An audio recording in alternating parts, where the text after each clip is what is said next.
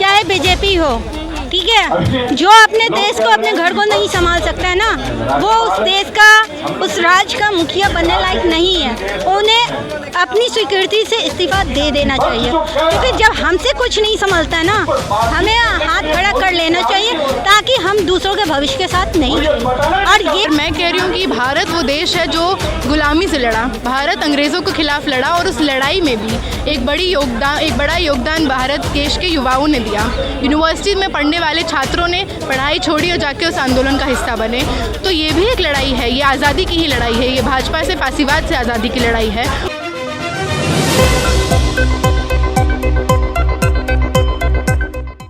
Ma'am, आपका नाम क्या है? ओनम। मैं ये जानना चाह रही हूँ, जो ये यूथ पार्लियामेंट यहाँ जो प्रोटेस्ट कर रहे हैं कि युवाओं को रोज़गार नहीं मिल रहा है बीजेपी सरकार के द्वारा। प्रधानमंत्री नरेंद्र मोदी ने जब 2014 में कहा था कि 2 करोड़ युवाओं को नौकरी देंगे, वो हो नहीं पा रहा, तो क्या कहना चाहेंगे? सभी राष्ट्रीय और तमाम अगर 2 करोड़ रोजगार अगर नरेंद्र मोदी दे देते हैं तो शायद आज यहाँ युवा इकट्ठा नहीं होते, क्योंकि युवाओं के पास अगर रोजगार नहीं होगा तो वो कुछ ना कुछ क्राइम करेंगे, क्योंकि हर किसी को अपना पेट भरना होता है। तो वो चेन स्नैचिंग, पॉकेट मारी, ये सब चीज़ करते हैं और क्राइम भी देश में बढ़ रही है। और मोदी सरकार अगर रोजगार जनरेट नहीं कर रही है बल्कि रोजगार ख़त्म कर रही है, क्योंकि रेलवे में 17 से 18 लाख कर्मी थे, अभी से 10 से 11 लाख कर्मी बच गए हैं। तो बाकी इतने कर्मी जो बेरोजगार हुए हैं, अब बताइए वो क्या करेंगे? सुनने में तो ये भी आ रहा है कि रेलवे में 1 लाख से ज़्यादा पद खाली भी है, लेकिन उस पर किसी को रखा नहीं जा रहा है। यही तो मुद्दा है। जब पद खाली है, हर जगह पद खाली है, तो आप वहाँ भर क्यों नहीं रहे हैं? वो पद भरना ही नहीं चाह रहे हैं, तो रोजगार क्या, युवा क्या करेगा? युवा तो अपना मोचा ही निकालेगा ना। युवा तो देश का भविष्य है और उन्हें ही रोजगार नहीं मिल रहा, फिर ऊपर से दिन ब दिन महंगाई भी बढ़ती जा रही है। तो ऐसे में युवाएं क्या करेंगे? ऐसे में डिप्रेशन का शिकार हो रहे हैं, कोई सुसाइड कर रहे हैं। तो किस तरीके से आप सरकार से गुहारें लगाना चाहती है कि ये सब ना हो?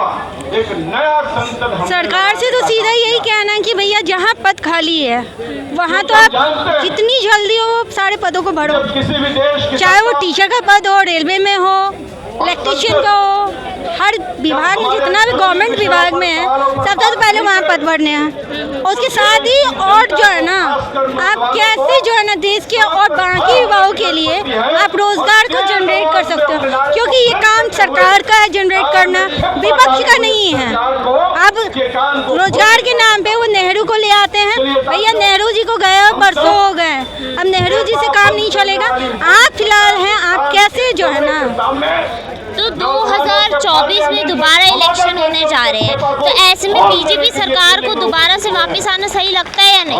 बिल्कुल भी नहीं, बिल्कुल भी नहीं। लेकिन वहीं दूसरी तरफ आत्मनिर्भर भारत बना रही बीजेपी सरकार, बाहर जाके देशों से संबंध बढ़ा रही है, इतनी चीज़ें अच्छी कर रहे हैं हमारे देश में। उसके बावजूद 2024 में सिर्फ एक ये आप कह रहे हैं कि युवाओं को रोजगार नहीं मिल रहा, इसी वजह से आत्मनिर्भर भारत कैसे बना रहे हैं मोदी जी? पहले आप ये बात बताइए। रोजगार छीन करके आत्मनिर्भर भारत बना रहे हैं, या वो अपना शौक पूरा करने के लिए कह रहे हैं हम जा रहे हैं विदेशों में दौरा करने के लिए, वो अपना शौक पूरा कर रहे हैं। जो दिन में 10-10 लाख 50-50 हज़ार के सूट चेंज करने वाले प्रधानमंत्री वो संबंध बनाने अपने जा रहे हैं, अपना पर्सनल काम निकालने जा रहे हैं, उससे देश का क्या फायदा है? मणिपुर आपका घर जल रहा था, आप घर छोड़ करके आप देश से क्या संबंध बनाओगे? आपका घर जलेगा, पहले आप घर की आग बुझाओगे या अपने दोस्त से मिलने जाना दूसरी जगह उसके घर जाओगे? चलिए, आपकी भावनाएं मैं समझ गई। आपने कहा कि आपका शहर जल रहा है, मणिपुर जल रहा है, लेकिन ऐसा ही हादसा पश्चिम बंगाल में भी देखने को मिला, लेकिन वहाँ ममता बनर्जी की सरकार है, तो उस पर क्या कहेंगे? सिर्फ बीजेपी सरकार तो नहीं कर रही, ममता बनर्जी की सरकार में भी हो रहा है। बनर्जी हो चाहे बीजेपी हो, ठीक है, जो अपने देश को, अपने घर को नहीं संभाल सकता है ना, वो उस देश का, उस राज्य का मुखिया बनने लायक नहीं है। उन्हें अपनी स्वीकृति से इस्तीफा दे देना चाहिए, क्योंकि जब हमसे कुछ नहीं संभलता है ना, हमें हाथ खड़ा कर लेना चाहिए ताकि हम दूसरों के भविष्य के साथ नहीं। और ये लोग भविष्य के साथ खेल रहे हैं, युवाओं के भविष्य के साथ खेल रहे हैं। आने वाले युवाओं के भविष्य नई शिक्षा नीति बंद कमरे में लागू करने के लिए उन्होंने प्रस्ताव जो है ना दे दिया, ठीक है। लेकिन क्या कभी आपने ये सोचा कि वो नई शिक्षा नीति आएगी तो युवाओं बच्चे कैसे पढ़ेंगे? गरीब तबके के लोग शिक्षित रहेंगे तो क्या होगा? वो तो बंधुआ मजदूरी बन के रहेंगे। तो ये क्या आत्मनिर्भर भारत बनाने की तरफ है, देश को विश्वगुरु बनाने की तरफ है, या कि उसको अंधकार में धकेलने की तरफ? तो देश अंधकार में जा रहा है, आगे नहीं बढ़ रहा है। बिल्कुल। तो ऐसे में क्या करना चाहिए? दूसरी सरकार को आना चाहिए या मोदी सरकार को इसके खिलाफ कुछ करना चाहिए? अगर अभी मोदी जी के पास टाइम है, अगर इतने दिनों में अगर वो कुछ कर लिए तो अच्छी बात है, नहीं तो देश का जनता इस बार सरकार बदल के रहेगी।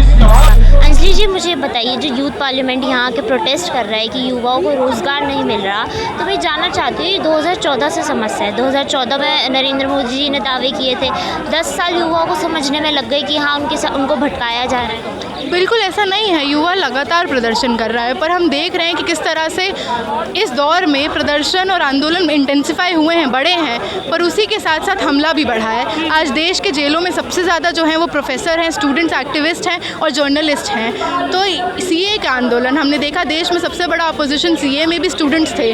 उमर खालिद, शर्जील इमाम स्टूडेंट्स हैं जो जेलों के अंदर हैं। तो लगातार ये सरकार डराने की भी तो कोशिश कर रहा है, और मुझे लगता है इस आंदोलन को, इस यूथ पार्लियामेंट को हमें बहुत पॉजिटिवली लेना चाहिए कि बावजूद इतनी मतलब इतना क्रैकडाउन, इतना डाइसेंट को दबाने की कोशिश के बावजूद आज देश भर से युवक यहाँ पे आए हैं। अच्छा, आप कह रही हैं कि आधे से ज़्यादा टीचर, स्टूडेंट, जर्नलिस्ट ये जो जेलों में हैं, तो कहीं ना कहीं सरकार गलत कदम उठा रही है और उन्हीं लोगों को जेल में डाल रही है जो आने वाले देश का भविष्य है, जो कुछ अच्छा कर सकते हैं। तो ऐसे में क्या आपको नहीं लगता कि यहाँ पे भी यदि सरकार ने कुछ ऐसा कदम उठाया तो क्या करेंगे?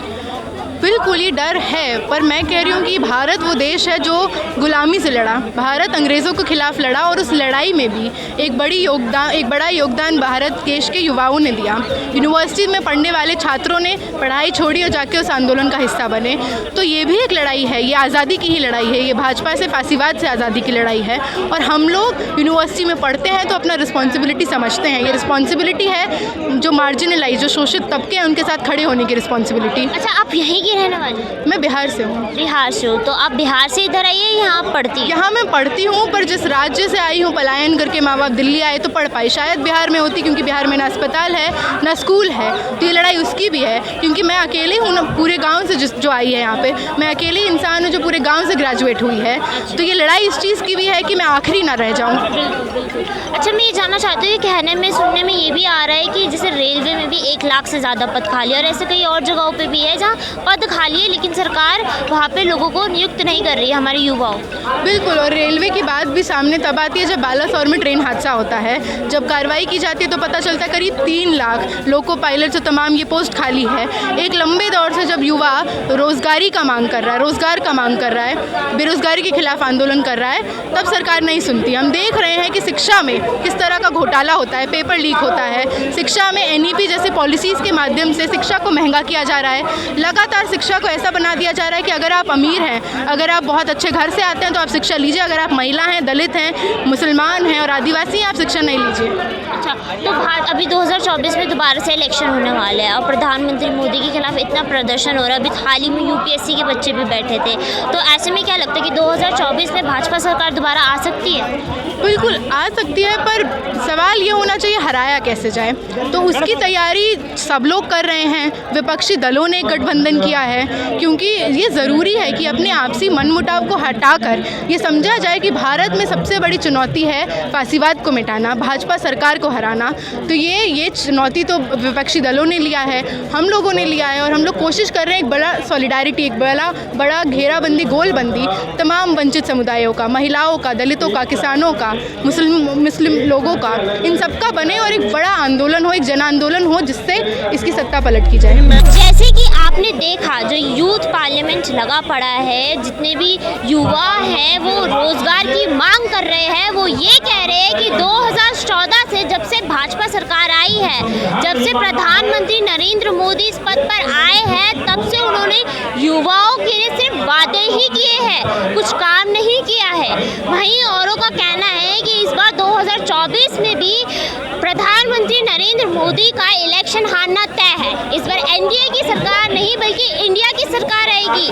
वहीं आपने ये भी देखा कि कैसे युवा जो इस बार एकत्रित हुए, एकजुट हुए और आवाज़ उठा रहे हैं। उसी तरीके से उनका ये भी कहना है कि भाजपा सरकार के ही कारण मणिपुर जैसी हिंसा भी सरेआम हो जाती है और उसके खिलाफ कोई भी आवाज़ नहीं उठा पाता।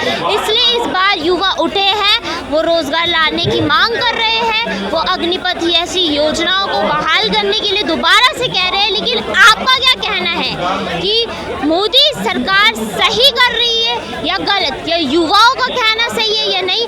हमें कमेंट सेक्शन में बताना ना भूलें। तब तक के लिए देखते रहिए हमारा चैनल द ग्राउंड टीवी। मैं पलक गुजराल, कैमरामैन अमित के साथ। धन्यवाद।